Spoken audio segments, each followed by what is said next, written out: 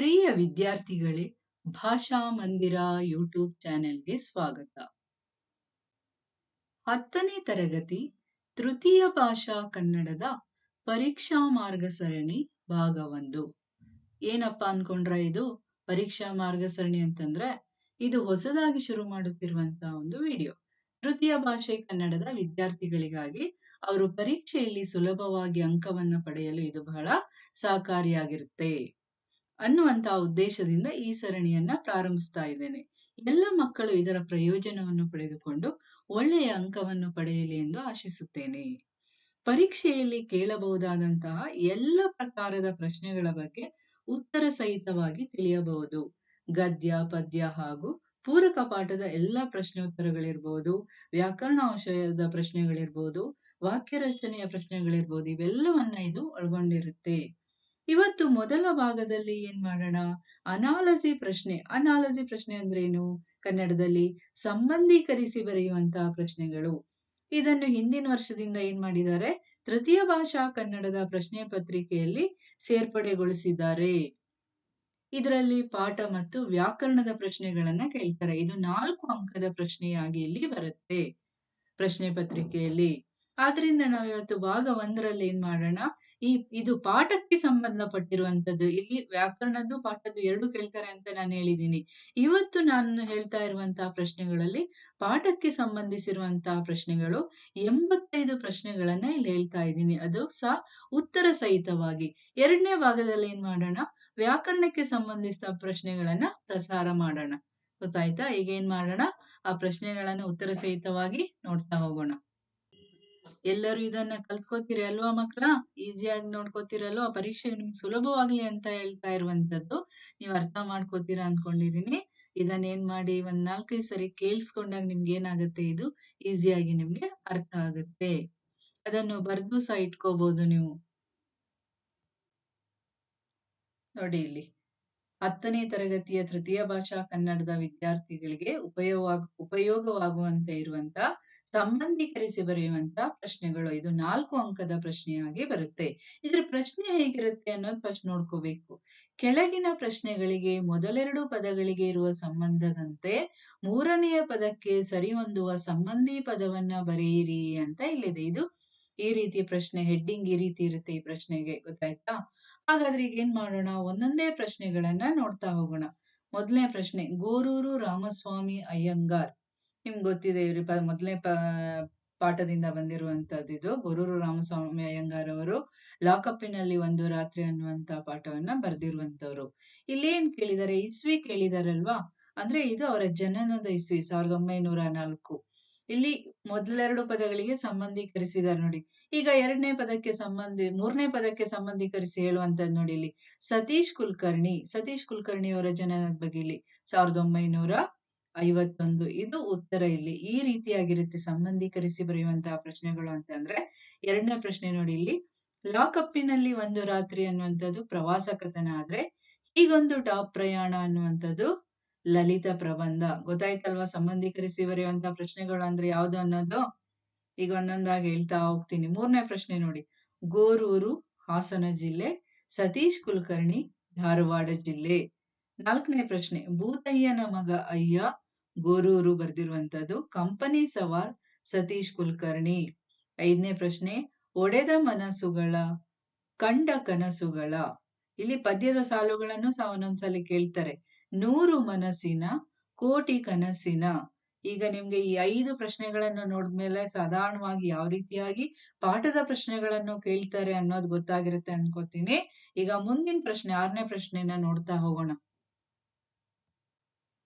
6ನೇ ಪ್ರಶ್ನೆ ನೋಡಿ, ಕಟ್ಟತೇವ ನಾವು ಕಟ್ಟತೇವ.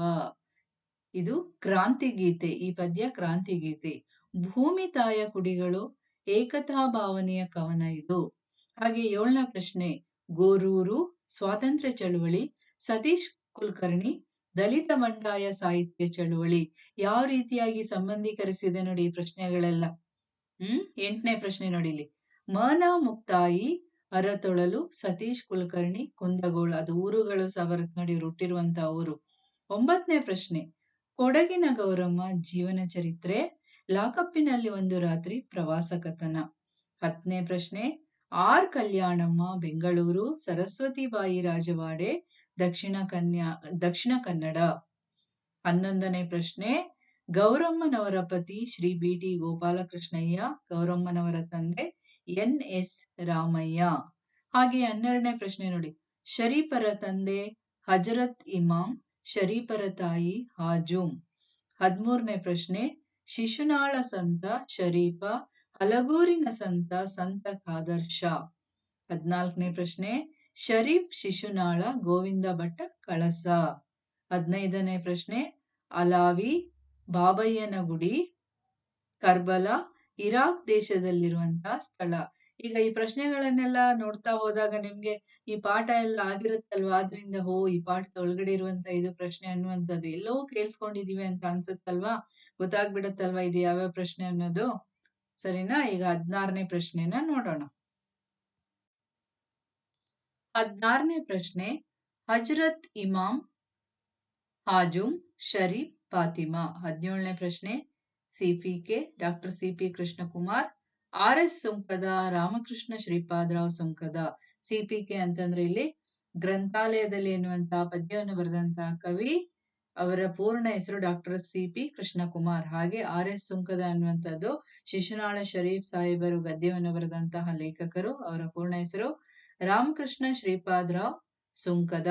18ನೇ ಪ್ರಶ್ನೆ, ಗ್ರಂಥಾಲಯ ಅನಂತ ಪೃಥ್ವಿ, ಧ್ವಜರಕ್ಷಣೆ ರಾಮ್ ಸಿಂಗ್ ಚೌಕ. ಇದು ಸಹ ಗ್ರಂಥಾಲಯ ಮತ್ತು ಧ್ವಜರಕ್ಷಣೆ ಪದ್ಯ ಮತ್ತು ಪಾಠದ ಕೃತಿಗಳ ಬಗ್ಗೆ. 19ನೇ ಪ್ರಶ್ನೆ, ಕುಲಕರ್ಣಿ, ಭಾರತೀಯ ಅಧಿಕಾರಿ, ಸೋಮಣ್ಣ, ಸ್ವಾತಂತ್ರ್ಯ ಹೋರಾಟಗಾರ.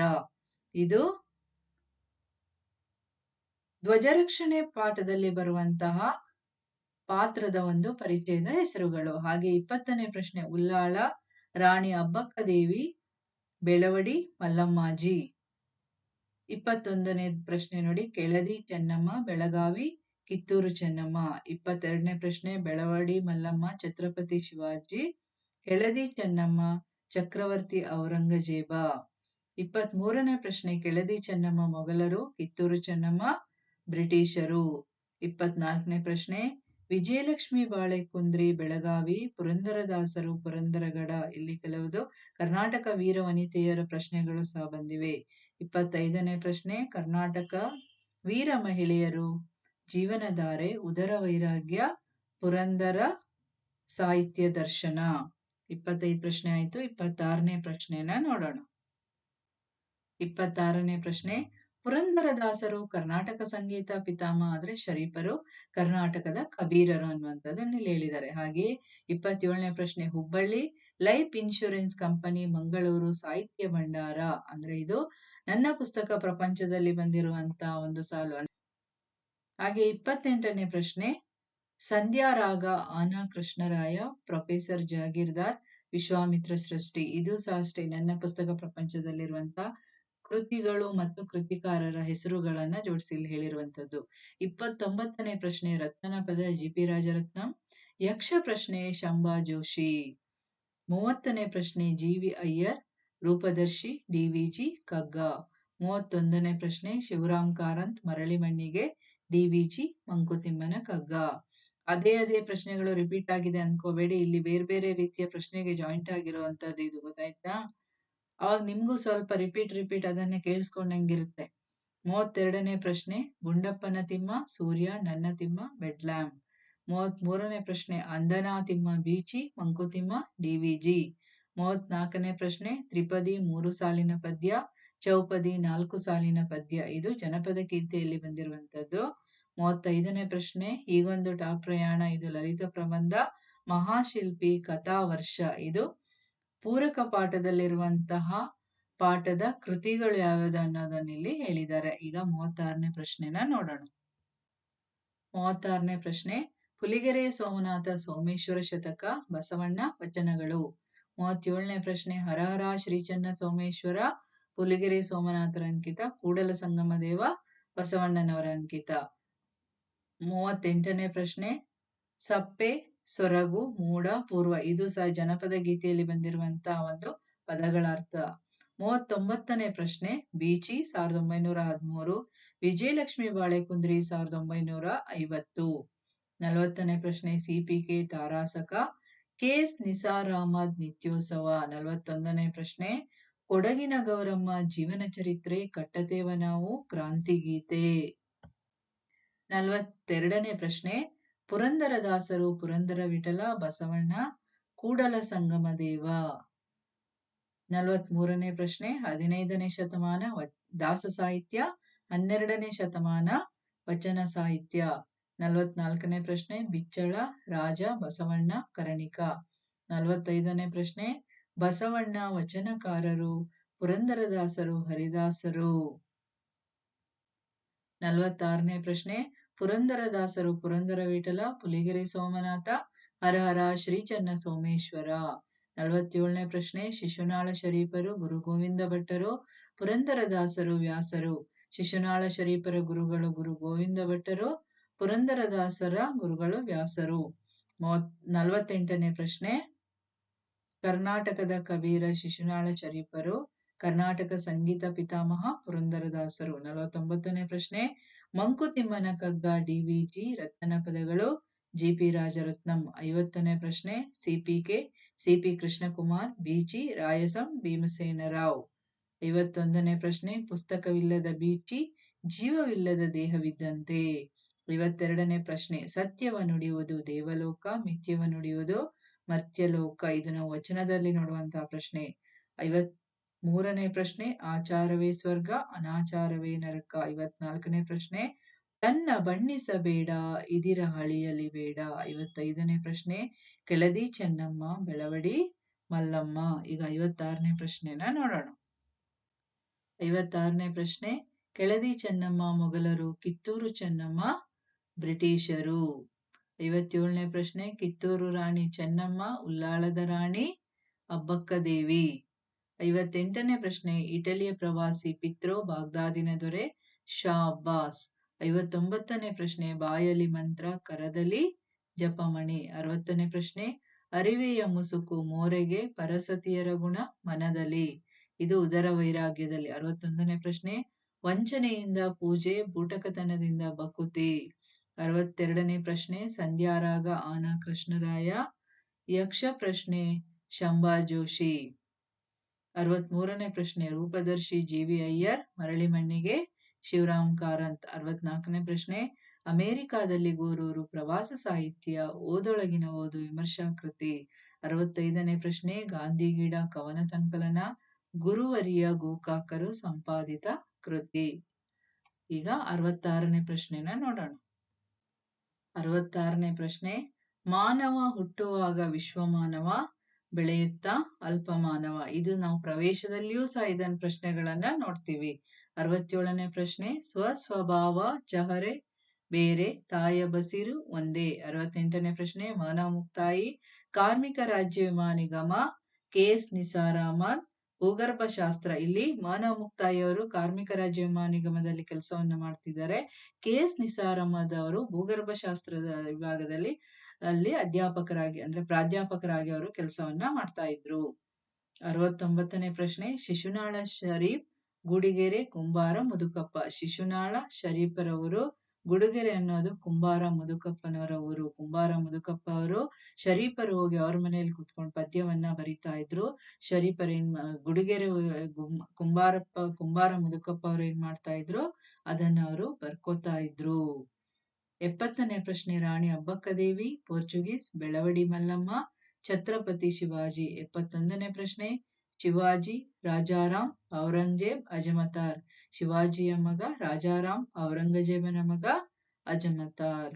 72ನೇ ಪ್ರಶ್ನೆ ಮಾನವ ಮುಕ್ತಾಯಿ ಕೊಡಗಿನ ಗೌರಮ್ಮ, ವಿಜಯಲಕ್ಷ್ಮಿ ಬಾಳೆಕುಂದ್ರಿ ಕರ್ನಾಟಕದ ವೀರವನಿತೆಯರು.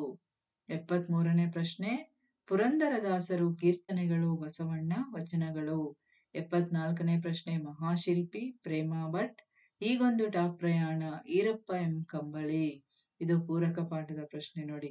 75ನೇ ಪ್ರಶ್ನೆ ಪ್ರಕೃತಿಯೇ ಗುರು ಗಗನ ಲಿಂಗವು. ಇದು ಸಹ ಹೀಗೊಂದು ಟಾಪ್ ಪ್ರಯಾಣದಲ್ಲಿ ಬಂದಿರುವಂತಹ ಪ್ರಶ್ನೆ. ಈಗ 76ನೇ ಪ್ರಶ್ನೆನ ನೋಡೋಣ.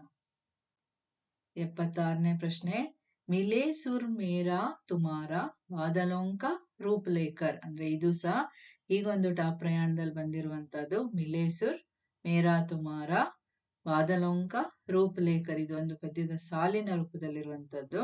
77ನೇ ಪ್ರಶ್ನೆ, ಅರೆಸತ್ತ ಬದುಕು ಕವನ ಸಂಕಲನ, ಕರಾವಳಿಗುಂಟ 6 ದಿನ ಪ್ರವಾಸ ಕಥನ. 78ನೇ ಪ್ರಶ್ನೆ, ವಿನಯವಿಲ್ಲದ ಮಗನು ಪರಿಶುದ್ಧನಲ್ಲದ ಋಷಿಯು. ಇದು ಸೋಮೇಶ್ವರ ಶತಕದಲ್ಲಿ. 79ನೇ ಪ್ರಶ್ನೆ, ಯುದ್ಧ ಭಟ,